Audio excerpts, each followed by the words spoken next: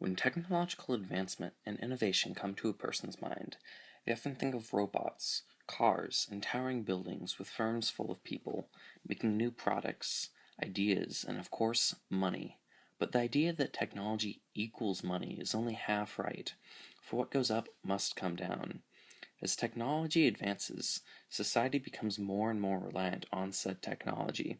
In response, there's an economic decline. In the 1920s, there was a surge of innovations and inventions, such as the instant camera and new preservation methods for food. The world of the 1920s was becoming more commercial oriented than ever before. Families were able to purchase ready-made foods and fresh fruit juices that had been previously available only seasonally. Due to the mass increase in the consumer demands, factories and inventors began to produce more and more to make life for civilians as comfortable as possible. America invested money into large purchases with intent to pay back over time with consumer credit, but because of this phantom investment, there was no base for the American economy to stand upon in the late 1920s and early 1930s, leading to a collapse.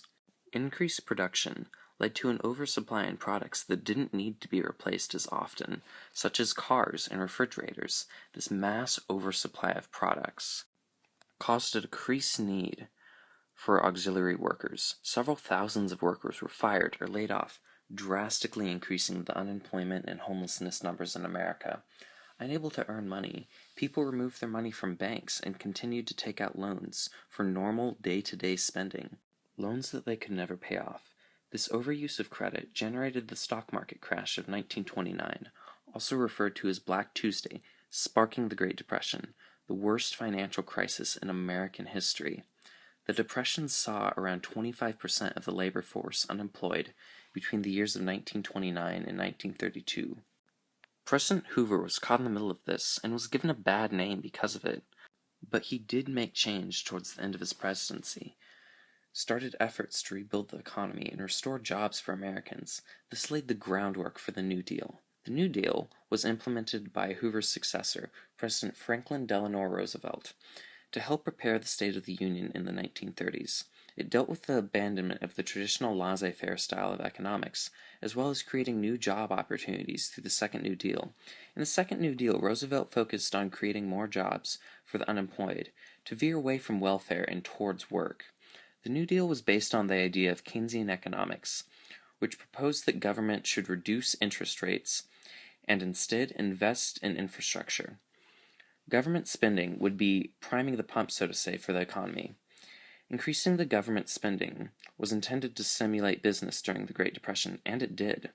Though the New Deal helped the economy survive, it was America's involvement in the Second World War that truly brought us out of the Great Depression. The need for machine technology and technicians to operate it opened jobs for the working class. Agenda of making jobs available.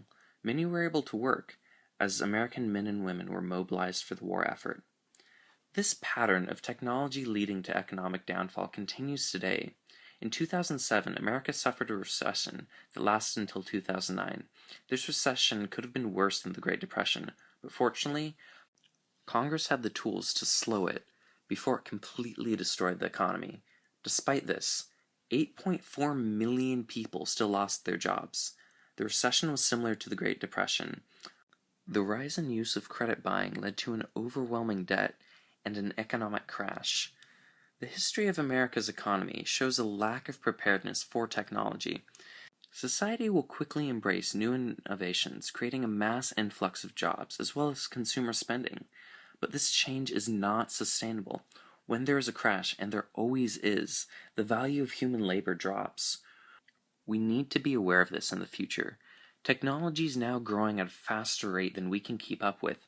This current technological revolution is different, unlike any other. Self-driving cars and general-purpose robots aren't a sci-fi prediction. They are here and now. They exist in the real world.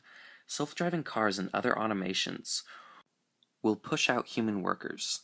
The shift we are about to experience from human workers to automation is one we are not prepared for. We must learn from our past to create a better, more stable future.